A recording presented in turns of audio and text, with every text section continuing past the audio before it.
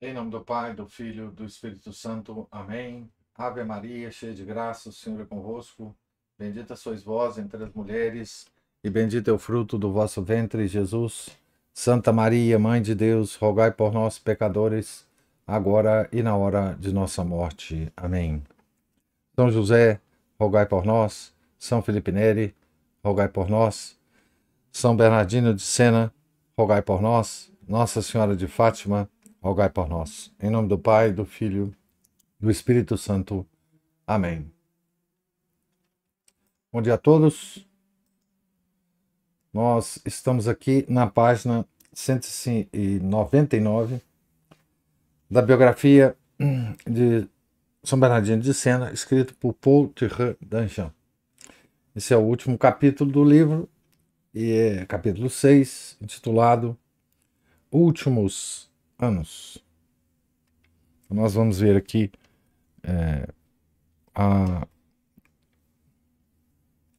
os derradeiros anos que este grande santo permaneceu ainda na Terra.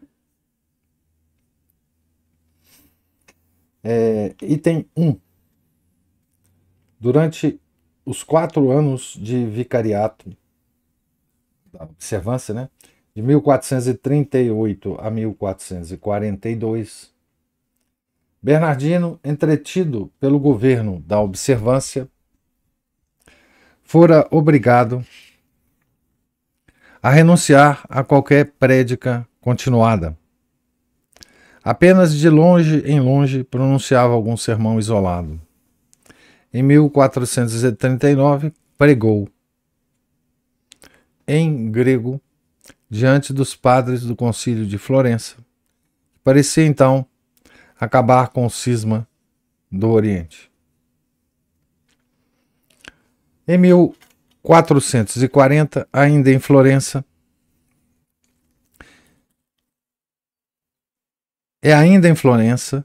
que é levado por uma circunstância extraordinária a tomar a palavra. Esta cidade, aliada do Papa, estava ameaçada pelos temíveis bandos de Piccinino, o condottiere, a serviço do Duque de Milão.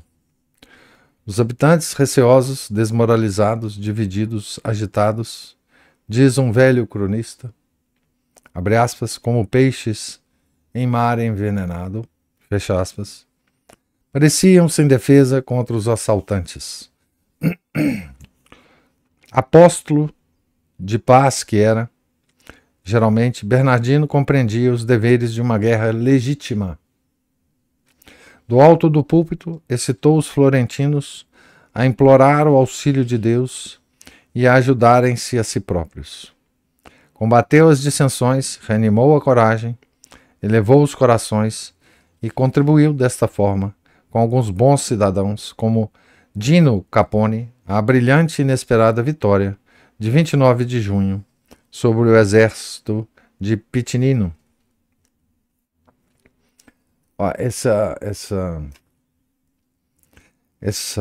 Esse fato aqui é muito interessante, né?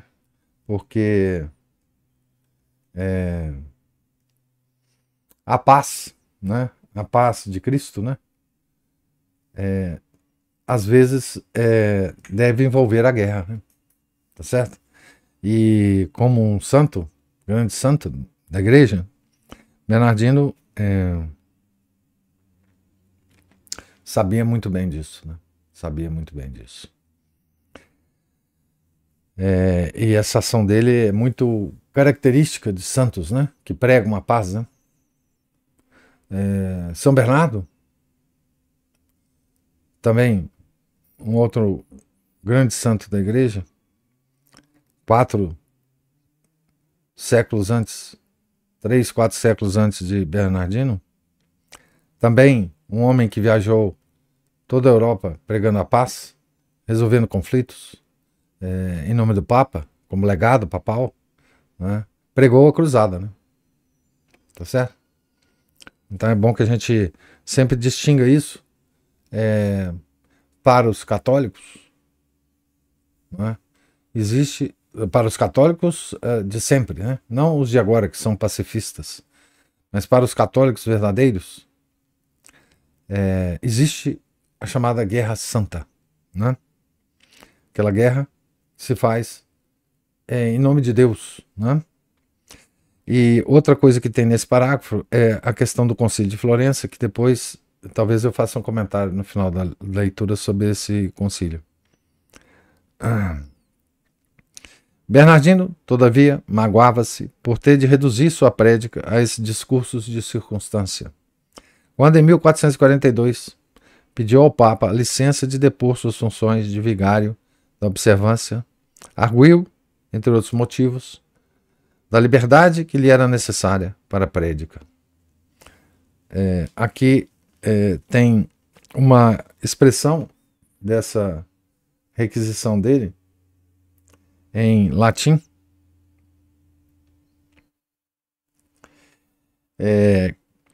Causa exponens gravis senectutis, libere predicationes et mortes propinque. Então, explicando como causas a sua idade avançada, sua pregação livre e sua morte iminente. Foi essa um dos argumentos que ele usou para o Papa, né? Por isso, recuperada esta liberdade, não perdeu um instante em usá-la. E tomou logo a vida errante de missionário, que levava quase constantemente, de 1417 a 1438. E que não mais devia interromper até a sua morte. Então ele pregou praticamente ininterruptamente 21 anos, né? Parou 4, exceto esses sermões de circunstância, e depois retoma, né? Nem a idade, nem o cansaço, nem as enfermidades de que era atacado pareciam-lhe motivo de descanso. Aqui tem uma nota, também em latim, do Maffeus Vigius, né, que diz o seguinte: ele sofreu muito tempo com cristais, provavelmente da gota, às vezes com gota, sofreu um grave fluxo hemorroidal durante 14 anos, mas com tal equanimidade que nunca deixou de proclamar a vontade de Deus. Então são sofrimentos, enfim, que ele teve que suportar ao longo da vida, né? Cada vez mais convencia-se de que a pregação era sua principal e sua única vocação. Abre aspas. Outrora, dizia ele pouco depois aos habitantes de Pádua, escolhi o ofício de confessor e ouvia homens e mulheres. Depois fui encarregado de governar meus irmãos. Mais tarde deixei esse cargo e o ofício de confessor. Vejo que ainda não basta. Tempo virá em que o homem algum conversará comigo. Minha consciência diz-me que preciso abandonar os negócios particulares e dedicar-me à prédica para o maior bem de todos. Fecha aspas. Ainda esta vez é em Milão que Bernardino reincita suas prédicas. Aí chega no outono de 1442 e combate a heresia de um tal Amadeu, professor de matemáticas. Daí percorre as cidades da Lombardia. Os chamados lhe vêm de todos os lados, reclamado ao mesmo tempo pelo Duque de Milão e pelo Marquês de Ferrara para a quaresma de 1443. É obrigado a recusar. Prometeu pregar essa temporada em Pádua. Era muito comum, aqui tem uma nota, deixa eu ler a nota. Ver as cartas de Alberto de Sarteano, então vigário-geral da Ordem dos Frades Menores. Essa carta, nesta ocasião, é escrita aos dois príncipes. Para, obviamente, explicar aos príncipes que ele não ia para nenhum dos lugares, né? Era muito normal nessa época, né? Isso aconteceu muito com São Vicente Ferrer, com os grandes pregadores, de modo geral, nessa época. eles serem reclamados, né, pelas autoridades da cidade para pregarem, principalmente a quaresma, né, que sempre foi o tempo de conversão, né, de nós católicos, né. E essas pregações davam frutos imensos, né, em termos de conversão, em termos de mudança de costumes, etc, etc. Então, os príncipes, né, os mandatários das várias cidades eram muito cientes disso, né, e queriam essa conversão, esse movimento de reforma dos costumes, né, para a sua própria terra, né.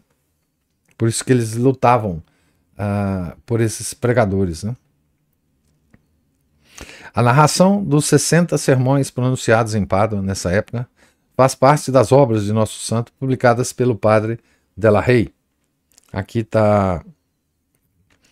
tem uma nota dizendo Sancti Bernardini Opera, tomo 3, páginas 168 a 394, que tem esses sermões, né? Acham-se aí não somente sermões formando a quaresma, mas um certo número de sermões qualificados de extraordinari.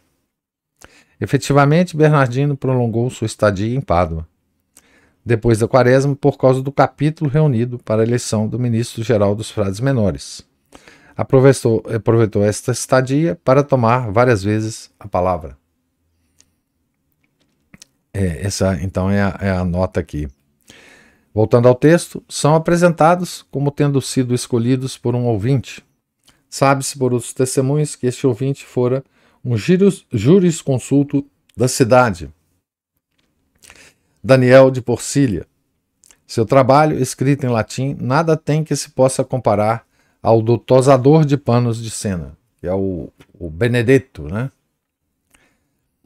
Está longe de ser tão vivo e tão completo. É um resumo seco, desigual, em certos trechos visivelmente encurtado. Aqui ele fala, inclusive, de 2 sermões que os trechos parecem ter sido encurtados, mas que devem reproduzir com certa exatidão as substâncias dos discursos. Então, esses discursos foram anotados, né?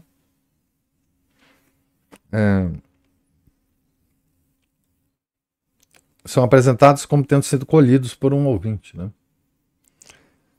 Mas esse ouvinte não era como aquele nosso Benedetto, né?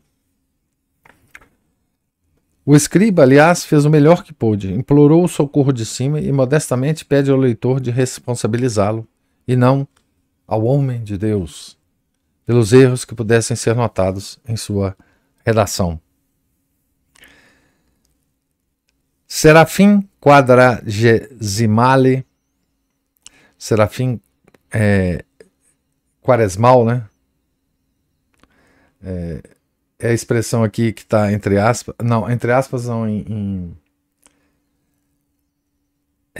itálico, né? Tal é o título um pouco estranho desta quaresma. O orador pretende estudar o amor em todos os seus caracteres e efeitos. Por uma alegoria que era do gosto da época, considerava-o sob a figura de um serafim, que tinha 2 diademas e 6 asas. Cada pedra dos diademas, cada pena das asas representa um atributo particular do amor e forma o assunto de um sermão. Na realidade, sob esses rótulos sutis e artificiais, o pregador inclui as diversas matérias que costuma desenvolver e das quais várias não se ligam ao amor, por exemplo, o comércio, a usura, as vaidades femininas, o casamento, os vícios infames, a devoção ao nome de Jesus, etc. Numa cidade universitária, devia falar do assunto. Queixa-se de que os homens das altas classes não se ocupam, como outrora, de ciências e artes liberais. E faz um quadro satírico desses moços que se veem, ociosos na praça pública, zombando dos homens de bem, ou perdendo tempo em jogar, em montar a cavalo, em caçar. Exorta-os a estudar alguma ciência e não se confundirem com, abre aspas, esses idiotas que julgam enobrecer-se por nada fazerem e desprezam o estudo porque têm casas e domínios, fecha aspas. Mostra de que vantagem se torna para a pátria um estudante que se faz homem instruído. Abre aspas. Sois chamados, acrescenta, a vos governar a vós mesmos, a governar vossa família, a ajudar a república com vossos conselhos. Uma vida enobrecida pela ciência e pela virtude é uma vida aprazível, uma vida útil a todos. Fecha aspas. Note bem que o nosso santo está fazendo uma crítica à universidade da época, né? Ele está dizendo aos estudantes para estudarem coisas verdadeiras e não ficarem vagabundando nas praças públicas. Ele nos dá um retrato muito interessante dessa época, da universidade dessa época, né? E do que se estudava nas universidades, ou que tipo de estudante acessava as universidades nessa época, né? Certo? Então, isso aí é o quê? Isso aí é 2 séculos e meio depois da fundação da primeira universidade, né? Então, a universidade fundada pela Igreja Católica, ela começou a se decair, né?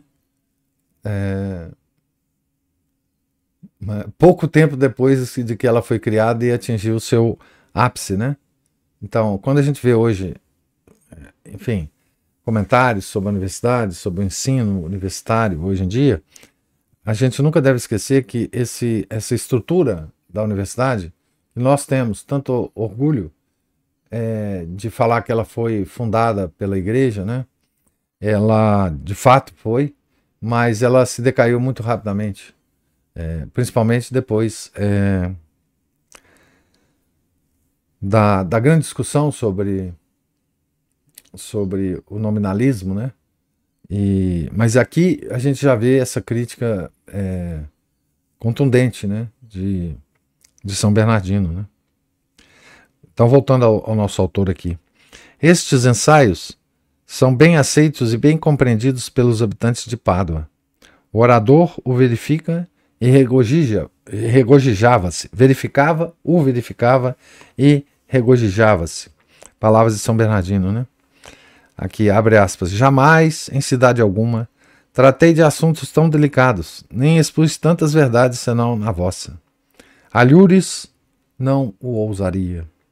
Agi assim porque vi chegar a meus sermões não somente homens de vida integérrima, mas eloquentes e santos doutores de todas as faculdades. Alhures não teria sido compreendido e teriam mofado de mim. Ter-me-iam acusado de ter dito muitas heresias e de me ter posto como sábio, quando nada sei. Creio que é vosso protetor, Santo Antônio, que obteve de Deus que eu viesse a vós.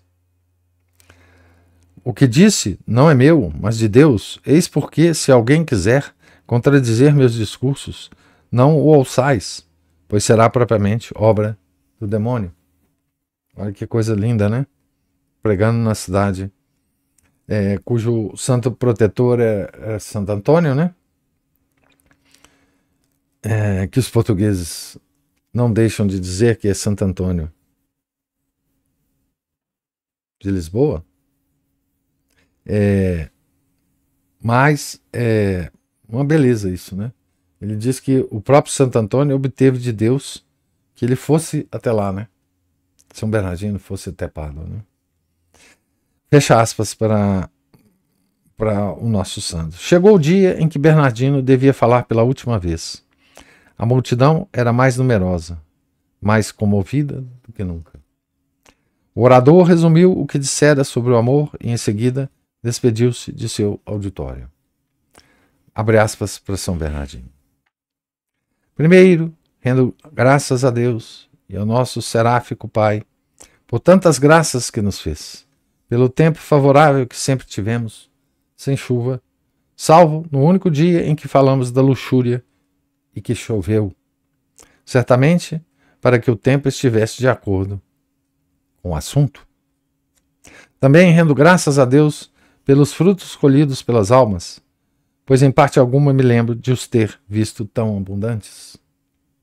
Rendo graças ainda à vossa paciência, nunca vos cansastes, ao contrário, viestes cada vez mais numerosos, mais fervorosos, mais ansiosos de ouvir, com uma grande caridade, a palavra divina. Que louvores, que infinitas ações de graças manifestem-se diante da majestade daquele de onde vêm todos os bens e todas as perfeições, que a mim deu-me a graça de falar e a vós de ouvir. Graças infinitas sejam também dadas por todos esses benefícios à Virgem gloriosa, objeto de minha devoção, a Santo Antônio, que quis que fosse seu culto renovado. Tenho outro sim de render graças aos reitores e oficiais de vossa augusta cidade, a seus eminentes doutores, aos honrados cidadãos, aos estudantes que se dignaram vir-me com perseverança, e aos quais ficarei muito obrigado em Jesus Cristo, e às outras pessoas de bem, as mulheres que oraram por mim. Agora vou agir como um bom pai que se vai separar de seus filhos. Quero deixar-vos meu testamento.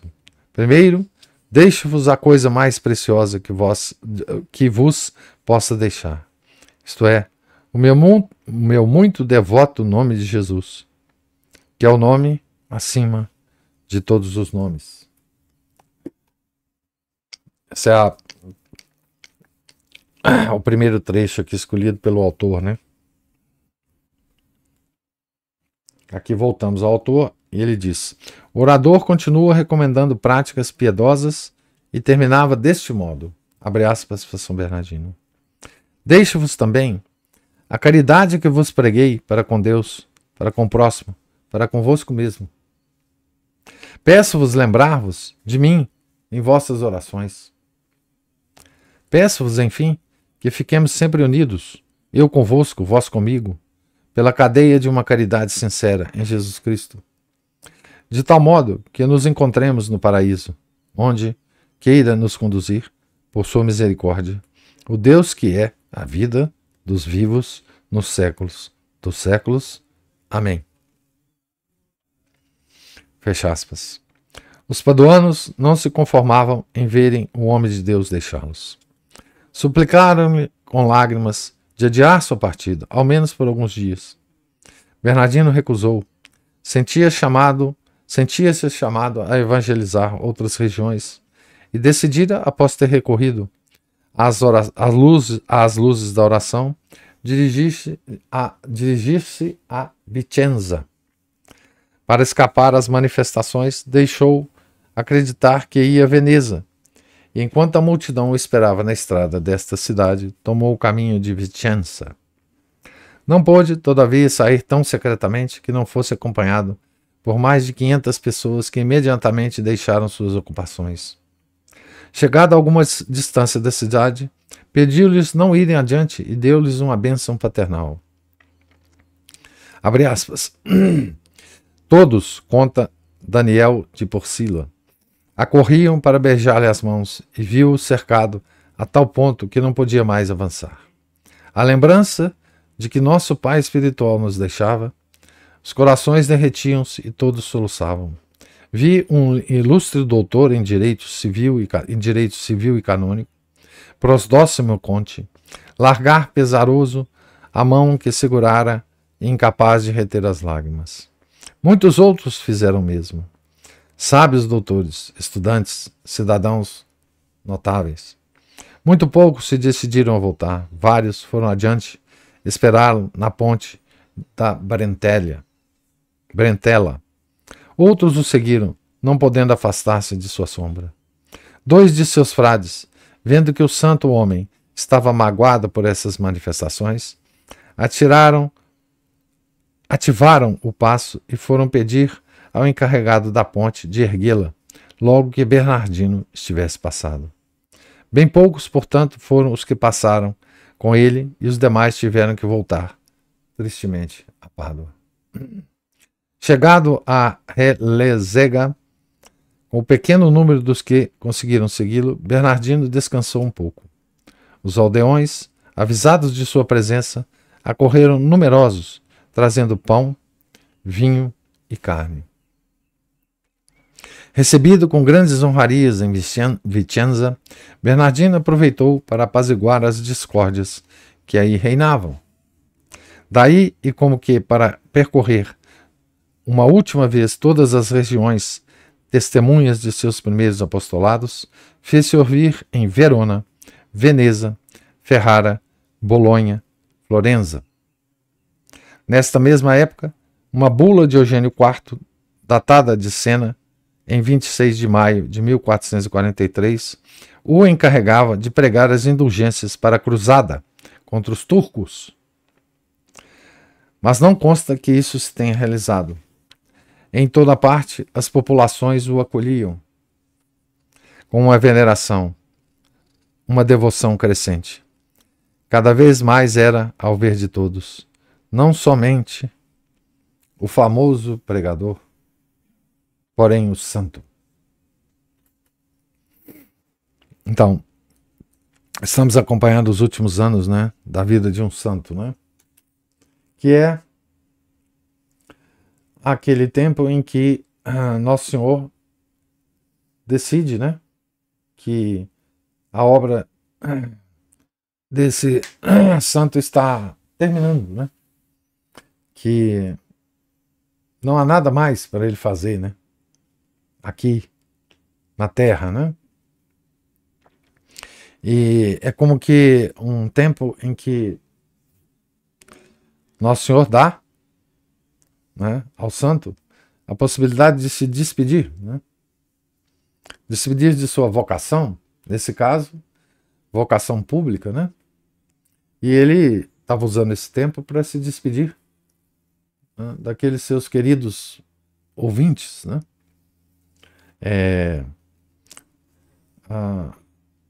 dar um fechamento, né, à sua vocação, né, a vocação que Deus lhe tinha dado, né, e enfim, é isso que nós estamos testemunhando aqui nesse primeiro item aqui do capítulo, que eu terminei de ler, né?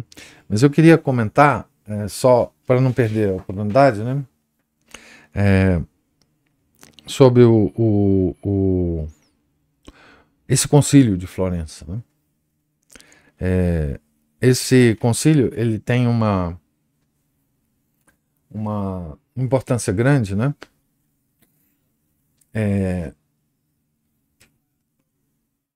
Do ponto de vista da igreja, obviamente, porque foi nesse concílio que se teve a esperança, né, de se acabar com o cisma do Oriente, o que não foi verdade, né? O que não se consumou, né? Ele existe até hoje, né? Mas esse concílio ele teve uma importância grande para os desenvolvimentos da Renascença, né? Nesse concílio, os padres orientais, né, que vieram para Florença, esse concílio foi primeiro, ele teve uma participação muito do chefe da família Medici, né, o Cosimo Medici, que é a origem, né, de toda a descendência dos Medici, dos banqueiros, né, os primeiros que se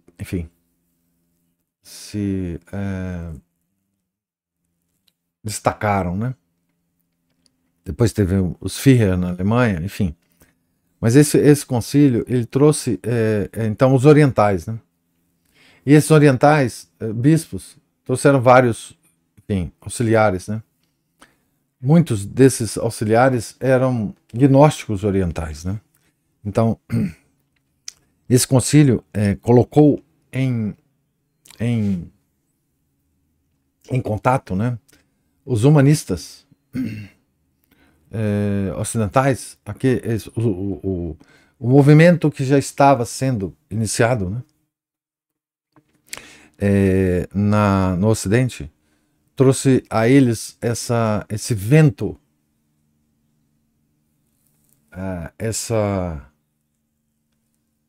essa influência da gnose oriental, né? Tem uma análise muito boa desse concílio e dessas influências, né? Num livro do E. Michael Jones, sobre economia, inclusive, Baron Metal. Ele faz uma análise interessante do concílio, das personalidades que vieram do concílio, né? E um outro detalhe, na descrição do autor a respeito desse concílio, nos dá uma ideia da cultura, né, de São Bernardino de Sena, da cultura intelectual, do poder intelectual do santo, né? E nesse concílio, como tinha muitos padres orientais, né, ele pregou em grego, tá certo? Então isso dá também uma dimensão da cultura, né, da elevação cultural do nosso santo, né? Do frade Bernardino, né? Mas eu queria agora ouvir as observações e comentários que os senhores tiverem. Aqui o Márcio já mandou aqui para nós um comentário.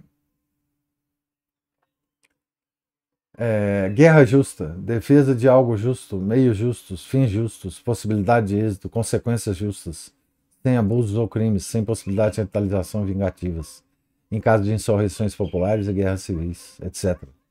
Pregar, sim, exatamente, esse é o conceito, né?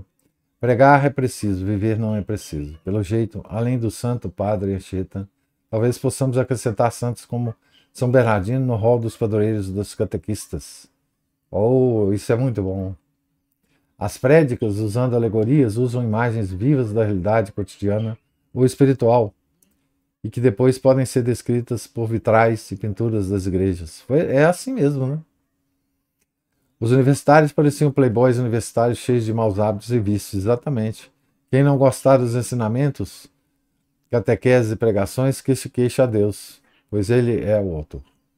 O povo não quis a orfandade espiritual na partida de São Bernardino, o pai de todos, isso mesmo. Essa pequena amostra, esse vislumbre que o nosso autor dá do Bernardino pregando aos universitários, né, é uma preciosidade, né, para a gente saber como é que era, já era, né, a universidade da época, né, que tipo de aluno frequentava essa universidade, né, é uma coisa chocante para nós que não temos essa ideia, né, da vadiagem dos estudantes aí no final da Idade Média, né, no início da Renascença, né, dos estudantes universitários, né. E esses estudantes foram a matéria-prima que a universidade usou para construir os intelectuais que sucederam essa época e que se tornaram intelectuais renascentistas, né? Certo? Todos esses grandes intelectuais passaram pela universidade, com algumas exceções, né? Mas é assim. Impressionante esse vislumbre.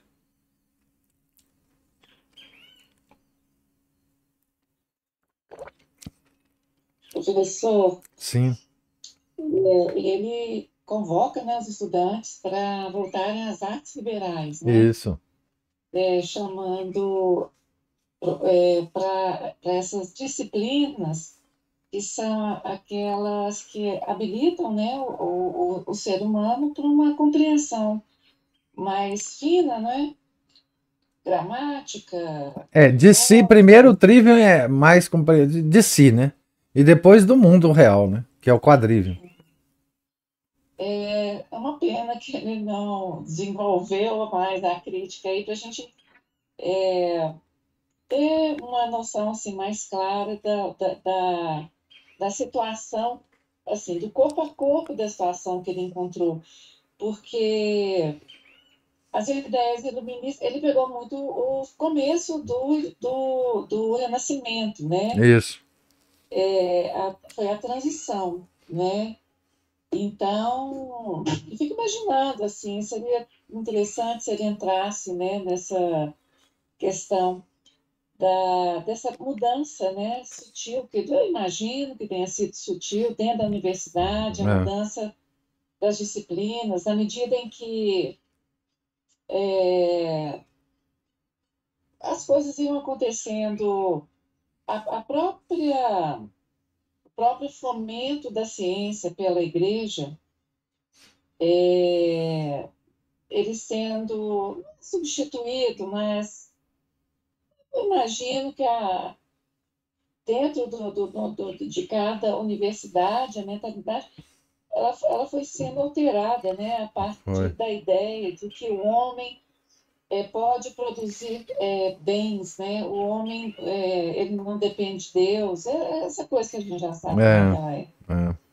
Uma pena não ter um detalhamento, é uma pena, mas seria tão bom se ele detalhasse, né? Por que ele está pedindo mais retórica? É, seria mesmo. Mais Mas, retórica, mais liberais. é, mais artes liberais, né? A gente vê, então, que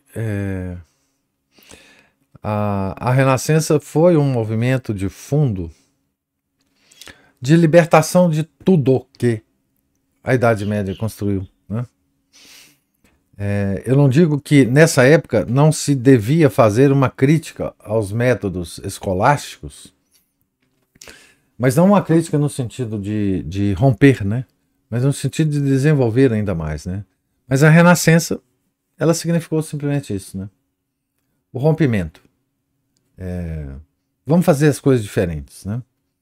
E, e enfim, isso refletiu, né?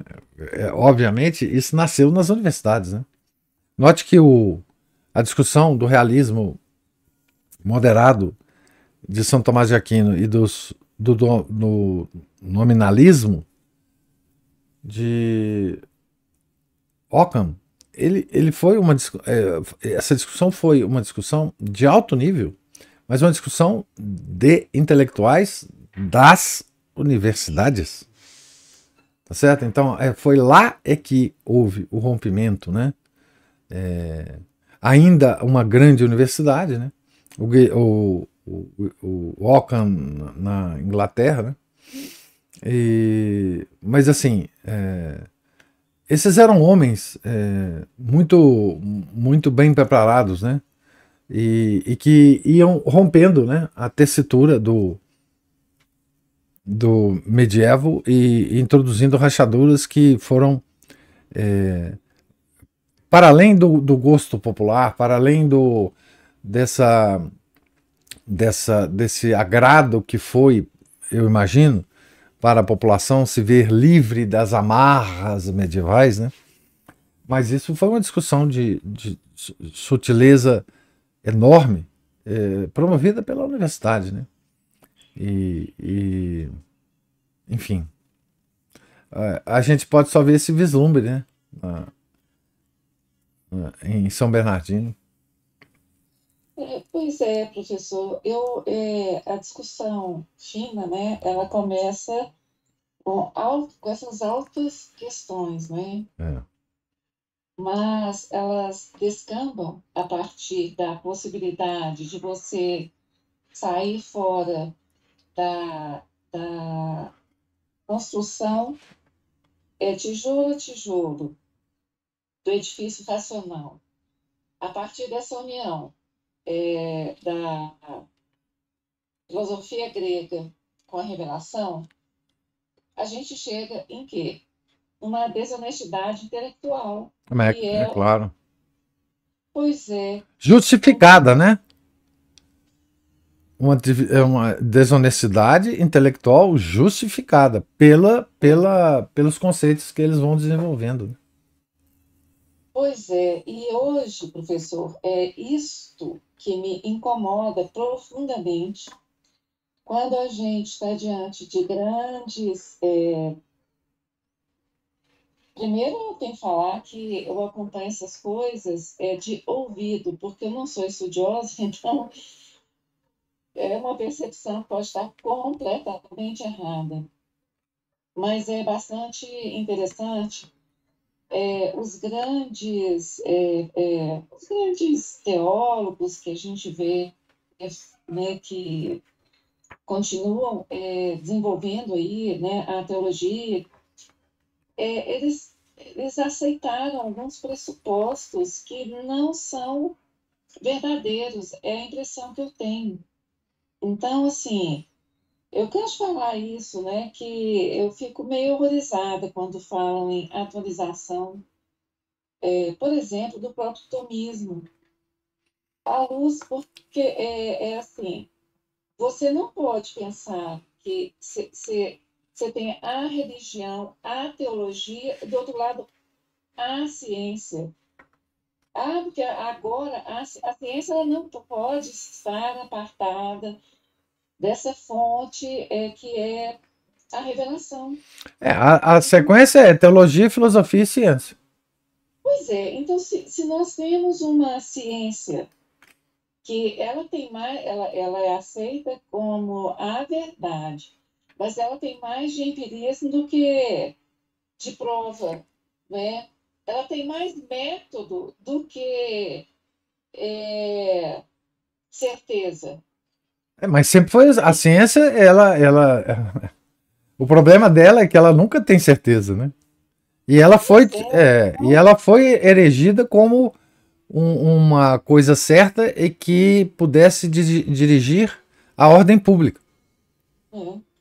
Então, aí, professor, é que eu falo assim, essa condução científica a partir do desvirtuamento é sempre um atentado à fé. Sempre. Ela sempre vai ser um atentado à fé. Sempre. Ela sempre vai procurar uma negação. Ela sempre vai andar de lado, paralela, sabe? E o cruzamento, a interseção que pode vir a ocorrer é dentro do pressuposto da própria ciência, do pressuposto científico. Se houver alguma coisa que fé e que teologia e ciência concordem entre si, a interseção é a favor da ciência. Tá vendo? Provado cientificamente. Se você rezar, você vai ficar bem de saúde. E é mera coincidência, né? É mera ciência que está certa, né? Então, assim, nessa mentalidade, eu acho assim uma piada as pessoas falarem, se você pegar um grande teólogo que é cientista, que né, não precisa nem de ser um jesuíta.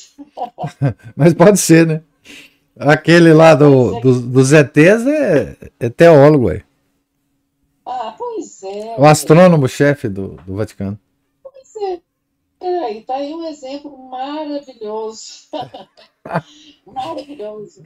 Essa gente assim, já ajoelhou no altar tá danado. Tá no colo do capiroto já. Já. É isso, É de se lamentar.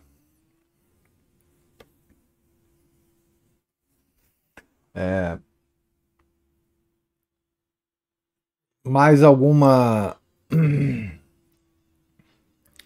observação, algum comentário? Então, olha, nós estamos acabando, né, o livro. Provavelmente semana que vem, em algum momento, talvez na terça ou quarta-feira, nós acabamos o livro e encerraremos as leituras matinais de 2024, né? Porque já no próximo domingo, eu acho que no próximo domingo já é domingo de advento, né? E no advento, como todos sabem, nós interrompemos, né, a leitura matinal para recomeçar no ano que vem, em algum momento próximo do início da quaresma. Então, essa será a nossa última leitura matinal do ano, tá certo? Aguardemos até então a semana que vem para nós nos despedirmos, certo? Deus lhes pague a presença, a paciência, os comentários, observações. Fiquem todos com Deus, tenham um santo dia e um santo final de semana. Em nome do Pai, do Filho e do Espírito Santo. Amém. Ave Maria, cheia de graça, o Senhor é convosco. Bendita sois vós entre as mulheres, e bendito é o fruto do vosso ventre, Jesus. Santa Maria, Mãe de Deus, rogai por nós, pecadores, agora e na hora de nossa morte. Amém. São José, rogai por nós. São Felipe Neri, rogai por nós. Santa Cecília, Virgem Marte, rogai por nós. São Bernardino de Sena, rogai por nós. Nossa Senhora de Fátima, rogai por nós. Em nome do Pai, do Filho, do Espírito Santo. Amém.